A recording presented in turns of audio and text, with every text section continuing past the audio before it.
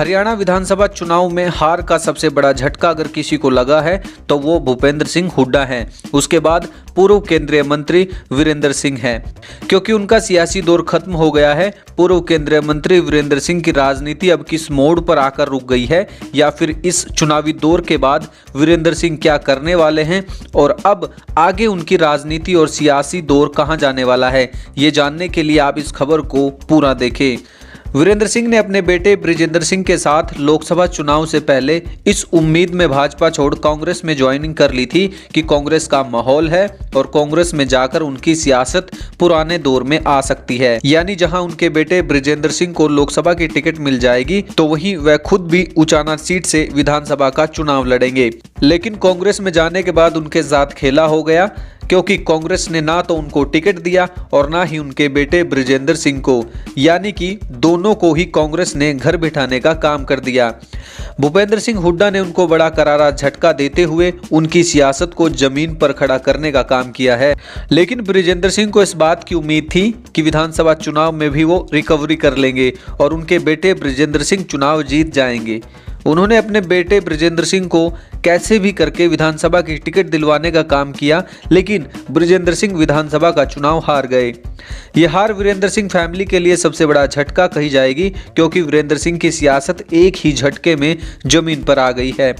वीरेंद्र सिंह ने हमेशा ही एक चुनाव हारने के बाद दोबारा रिकवरी करने का काम किया है, लेकिन उनकी 50 साल की सियासत में पहली बार ऐसा हुआ है जो वो लगातार 2 बार चुनाव हारे हैं और उनकी सियासत के लिए अब दरवाजे बंद होते हुए नजर आ रहे हैं। यानी वीरेंद्र सिंह और बृजेंद्र सिंह दोनों की सियासत अब भारी नुकसान में आ गई है। दोनों को आगे अंधेरा नजर आ रहा है, क्योंकि बीजेपी छोड़ने के बाद कांग्रेस में उन्हें जिस फायदे की उम्मीद थी वो फायदा नहीं मिला और उसकी बजाय उनको भारी नुकसान जरूर हो गया है। अगर वीरेंद्र सिंह बीजेपी को नहीं छोड़ते तो उनके बेटे को लोकसभा की टिकट तो नहीं मिलती, पर उनको विधानसभा की टिकट जरूर मिल जाती और उन हालातों में उनके बेटे उचाना से विधानसभा का चुनाव भी जीत जाते और नायब सैनी सरकार में पक्का मंत्री भी बनते, क्योंकि जेजेपी के साथ गठबंधन खत्म होने के बाद उचाना सीट पर बृजेंद्र सिंह को टिकट मिलना पक्का था।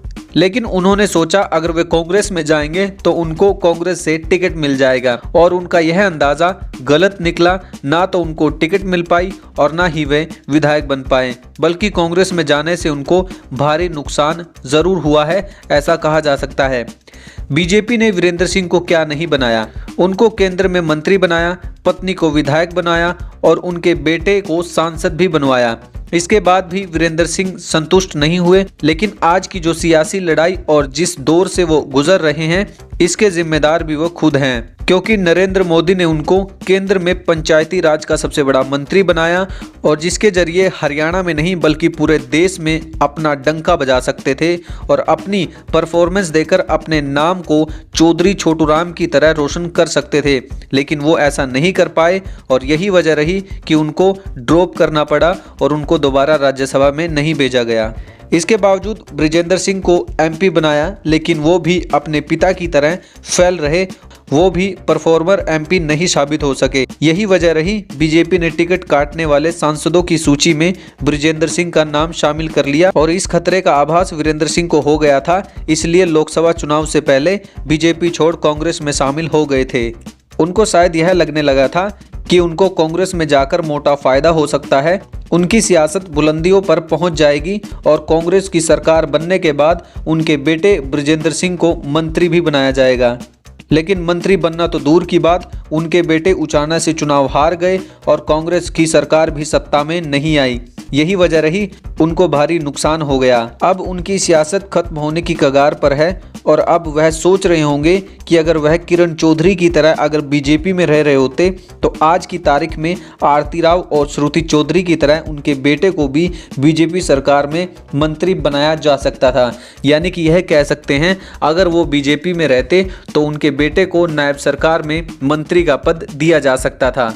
लेकिन वीरेंद्र सिंह ने अपनी ही गलती के कारण अपनी सियासत को खत्म करने का काम किया है, अपनी ही सियासत को अंधेरे में धकेलने का काम किया है।